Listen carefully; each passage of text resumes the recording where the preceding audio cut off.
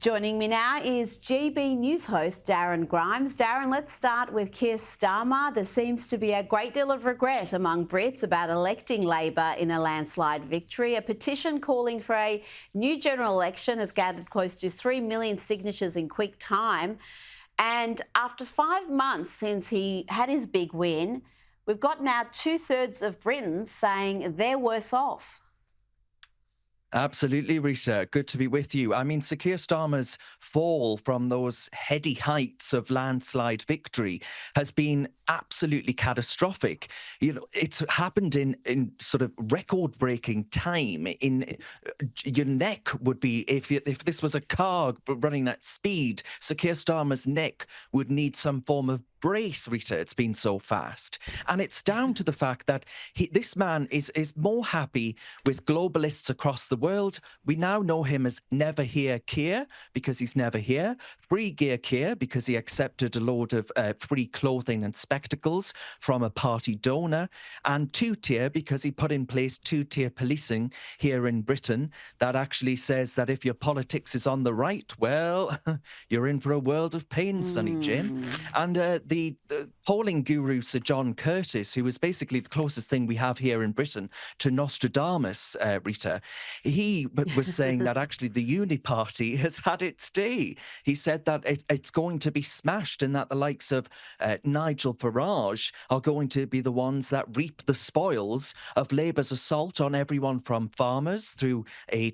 20% tax on family farms, which will lead to the breakup of farms, all part of a land grab, by the way, Rita, to actually pave over our farms. We'll talk about farmers. Panels. Don't worry. We'll talk about farming, but you mentioned the predictions of the Nostradamus-like political figure, and he's got some ideas about what Nigel Farage can do, because as Keir Starmer's net popularity has plummeted, Nigel Farage has improved. He's now more popular than Keir Starmer, according to the latest Ipsos poll. In fact, his favourability rating is higher than Starmer's, 28 compared to 23, and his unfavourability rating is lower. So the question has to be asked, Darren, can Farage break the Tory-Labor duopoly? I absolutely think he can, Rita. I think it's happening already. We're seeing in Wales, for example, where there are an awful lot of farmers, an awful lot of pensioners who are being hit by Labour's malicious assault against our the people that need help the most, help and support the most, that actually Nigel Farage is reaping the spoils of Labour's collapse in their one-time heartlands.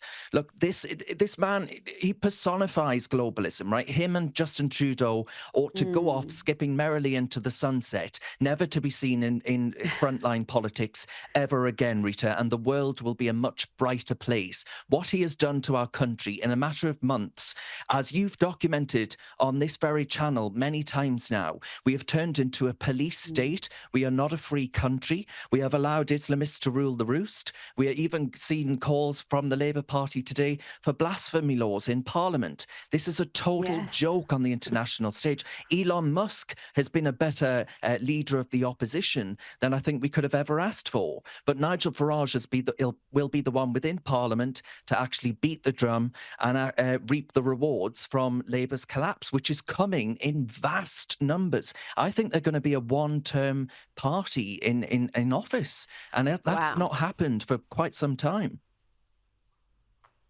And especially after that enormous victory, you would not have thought then that this would be a one-term government. But you mentioned the assault on farmers. That is one of the many reasons Labor is so unpopular. This inheritance tax on farms and other agricultural assets. There were protests even today, a tractor protest on the roads of Dover. We've seen similar protests elsewhere. And we've got groups, Darren, like Save British Farming and Fairness for Farmers saying that this inheritance tax was a hammer blow to an industry that's already on its knees. And why is Keir Starmer going after farmers in this manner? So were Sir Keir Starmer sat in this chair right now, he'd tell you a pack of lies. So I'm going to tell you the truth, right? He says that it's there to plug the gaps in the public finances, an elusive £22 billion. Actually, they've just hiked taxes to the highest in British history to a cost of £40 billion to the Treasury. And I say to that argument, Rita, frankly, they can pull the other one, because this is a naked assault on rural communities in order to actually have them sell their land to pave it for homes for illegal migrants and the mass migration that's coming to Britain. Hundreds of thousands coming here. And actually the fact that they want to pave it over with wind turbines and solar panels. I don't know about you, Rita, you've been to Britain. We don't get an awful lot of sun. It's about as much use as a chocolate fireguard.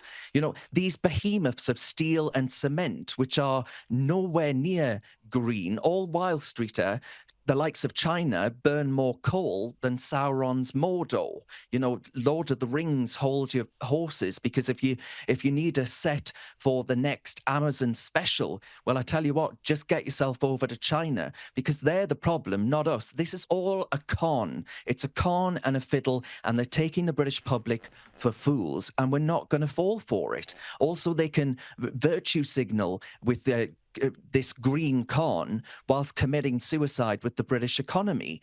And pensioners, Rita, are feeling the price. They are shivering in their homes.